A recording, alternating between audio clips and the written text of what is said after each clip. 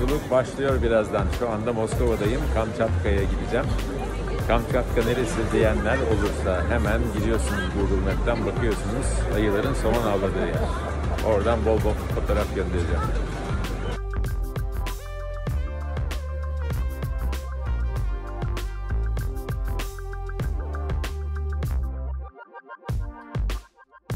Evet, Kamçatka ilginç bir yer. Doğasıyla da ilginç, yaşam şekliyle de ilginç. Rusya'ya bağlı bir bölge. Rusya'nın doğudaki sınırı, okyanusla olan sınırı.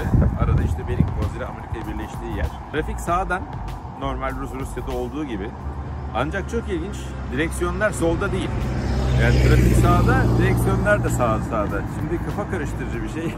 Neden acaba direksiyonlar sağda diye sordum, öğrendim. Japonya'dan ikinci el çok ucuza araba alınabiliyormuş bu bölgede. Japonya'ya çok yakın olduğu için. Bakın ilginç, mesela trafik sağda ve arabanın direksiyonu da sağ tarafta. Bunun için de özel bir ayna üretmişler. Aynayı arabanın köşesine koyuyorlar, sol köşesine, ki oradan arkadan geleni görebilelim diye. Böyle değişik ilginç şeyler var burada. İlk önce çok şaşırdım çünkü taksiye bindim, bir baktım taksinin şoförün koltuğu sağda, fakat adam da sağdan giriyor. Eyvah dedim, ne oluyoruz? Yani Kamçatka'ya gelirseniz şaşırmayın arkadaşlar, bu çok olağan bir şey burada. Evet, Kamçatka'da balık marketindeyim arkadaşlar. Balık markette ilginç olan şeyi göstereyim size. Balık markette böyle havyarlar var. Kiloyla satılıyor havyarlar burada. Gördüğünüz gibi farklı balıkların farklı yumurtalarını satıyorlar. Evet, oldukça ilginç bir mekan. Çocukluğumda Gaziantep'teki marketlere benziyor. Orada da pasajlar vardı. Fakat burada böyle gördüğünüz gibi sürekli Kamçatka ayı şeyleri görüyorsunuz. Değişik hediyelik eşyacılar. Ayrıca bu Alaska yengeci, bu büyük yengeçler ve bu bölgede yetişiyorlar, alıyorlar. Şunların hepsi gördükleriniz yengeç. Bu büyüklükteki yengeç bir tek Alaska'da ve Kamçatka'da oluyor. Bir de Kanada'da.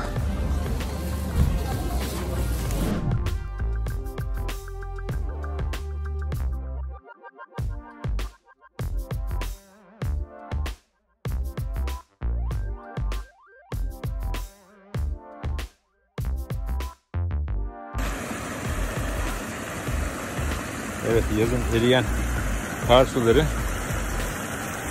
karın altında nehir oluşturmuş. Ve şu anda o nehrin üstünde yürüyüp suyun üstünden geçiyoruz.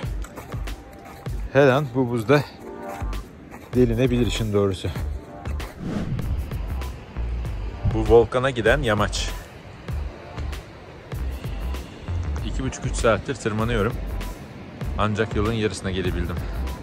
Bir bu kadar daha tırmanırsam volkanın tepesine çıkacağım ama çok emin değilim.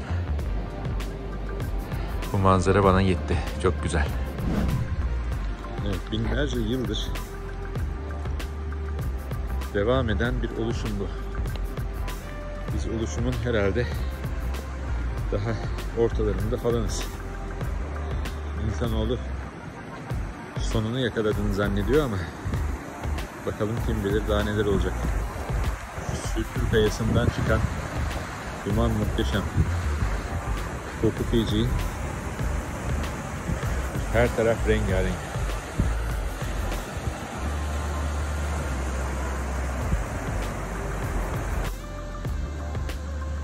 Evet, bulutların üstünde mola ve tam volkanın eteğinde akşam yemeği. Daha keyifli ne olabilir? Kamçatka'da ayı fotoğrafı çekeceğim diye bir gündür orman içinde dolanıyorum ama hala ayıya rastlayamadık. İyi mi kötü mü bilinmez, herhalde iyidir. Evet, ormanın derinliklerine girdikçe farklı mantarlar buluyoruz. Mantarlar ne kadar renkliyse o kadar zehirli anlamına geliyor.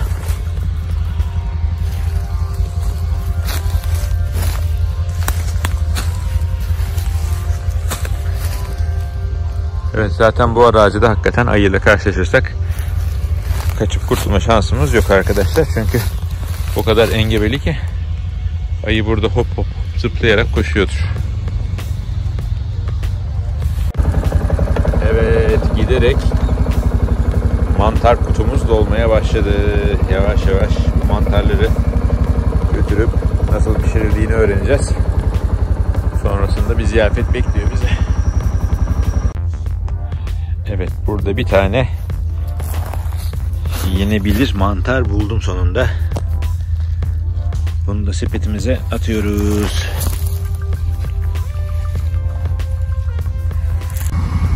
Evet, mantar avının sonuna geldik arkadaşlar.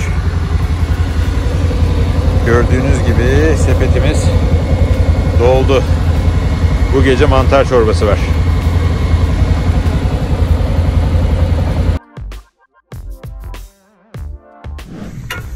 Evet, bu akşam kuzu etiyle Özbek pilavı var. Aşçımız Özbek.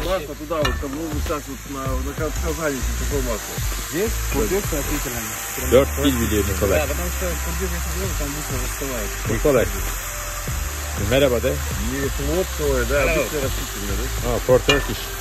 For Turkish? Merhaba. Welcome to Kamchatka. We're preparing the plov today. Good.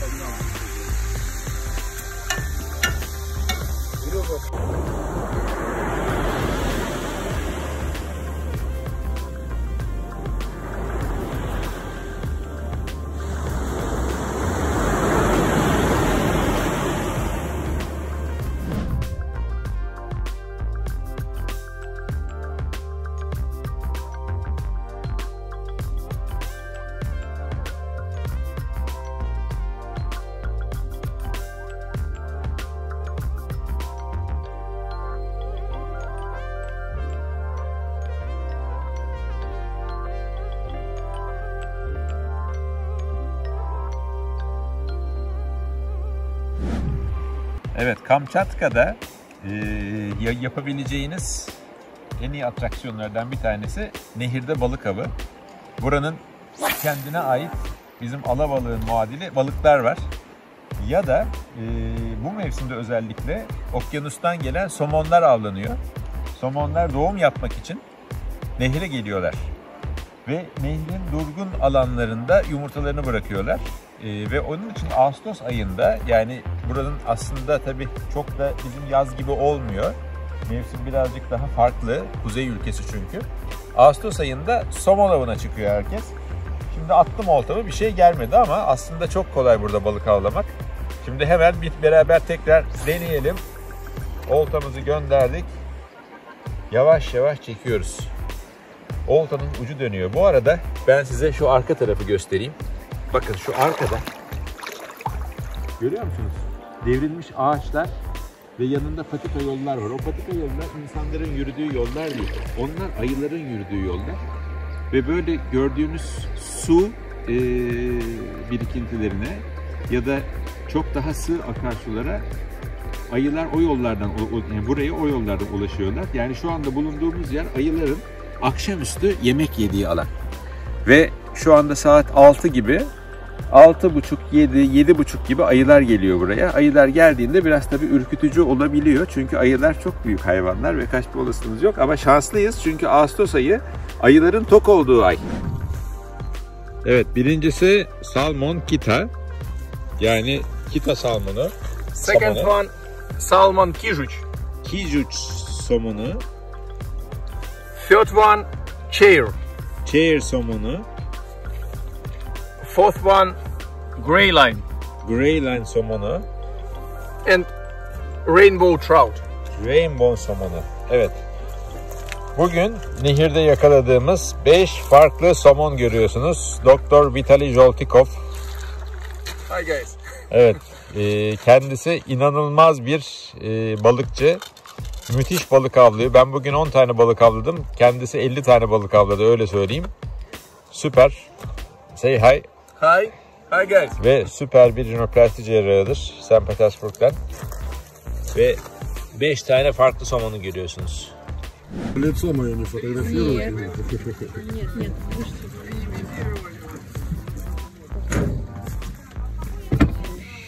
Держи, 3 самки.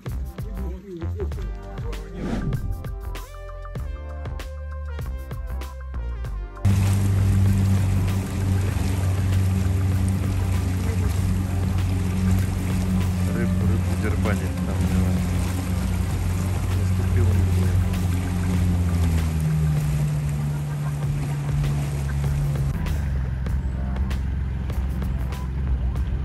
Такой красивый, я скажи, ой, ты мой хороший, на задние лапки. Evet, şimdi bir ayı izi buldum. Hemen size ayı izini gösteriyorum. Hatta benim ayağımla beraber göstereceğim ki büyüklüğünü anlayın. Bakın şurada gördüğünüz patiler ayılara ait. Yanındaki de benim ayağım. Şurada da minik patiler var. Onlar da yavru ayılar. Yani bu tehlikeli bir kombinasyon. Bir ayı gördüğünüzde eğer yanında minik yavrular varsa en tehlikeli kombinasyonla karşı karşıyasınız. Çünkü anne ayılar affetmiyormuş. Çok sinirli oluyorlarmış. Yavru ayı yanında büyük bir ayı görürseniz hiç bulaşmayın diyorlar. Eğer yanınıza gelir ise de kaçmayın diyorlar. Çünkü kaçarsanız daha agresif hale geliyorlarmış. Bol bol yüksek sesle konuşmanız gerekiyormuş.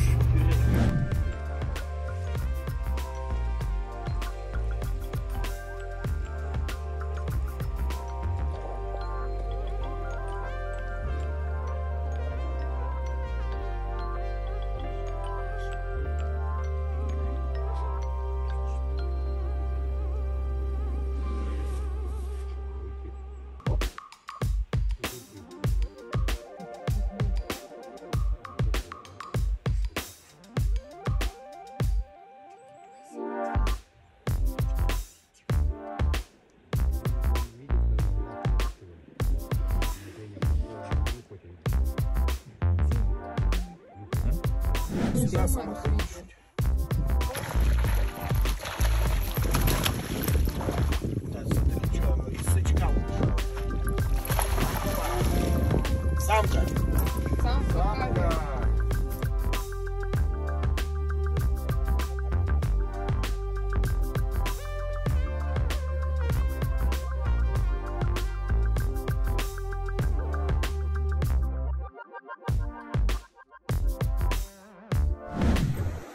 Evet, nehir kenarında bir sürü ölü balık var. Somonlar gelip doğurduktan sonra ölüyorlar ve bu ölen balıkları gelip ayılar yiyor. Ayılar hiç balık avlamak zorunda bile kalmıyorlar. Burası nehrin oldukça geniş ve sığ olan bölgesi. İçinde yürüyebiliyorsunuz. Her taraf ölü balık dolu ve ayılar biraz kokmuş et seviyormuş. Hatta öldürdükleri canlıları toprağın altına gömüp biraz koktuktan sonra yiyorlarmış. Yani leş yiyici gibi. Görüyorsunuz her taraf ayılar için hazır yemek dolu. Her tarafta balık örüsü var. Ayılar için muhteşem bir ziyafet tabi. Karınları tok olduğu için de burada yürüyen insanlara çok ilgilenmiyorlarmış diye duydum. İnşallah öyledir. Evet, ayağımın dibinde yüzüyor. Elimi atsam yakalayacağım. Ayılar da böylece kolayca yakalıyorlar. Rengi değişmiş, derisini tamamen kaybetmiş, ölmek üzere olan bir somon.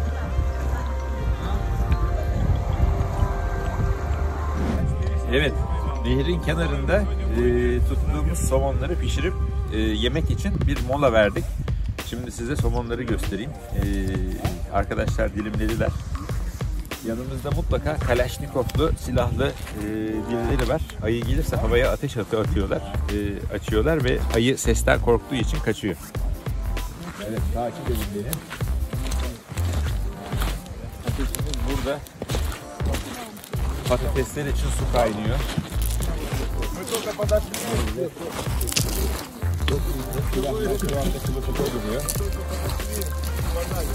Somonlar hazırlanmış unla. Nerede? Gördüğünüz gibi yağda kaynıyorlar şu anda. Evet, bayağı da lezzetli olacak.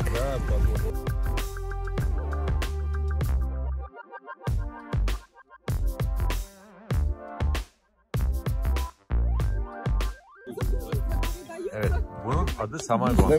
Samogon. Читала. А если мне найдет, Bir çeşit viski diyorlar. Ev yemeği. Evet, bu kafamdaki başlık olmadan burada dayanmanız mümkün değil. İnanılmaz sivrisinek uçuyor her yerde. Bulut gibiler. Evet. Artık gidelim ayılar gelmeden diyor kaptan. Kapitan.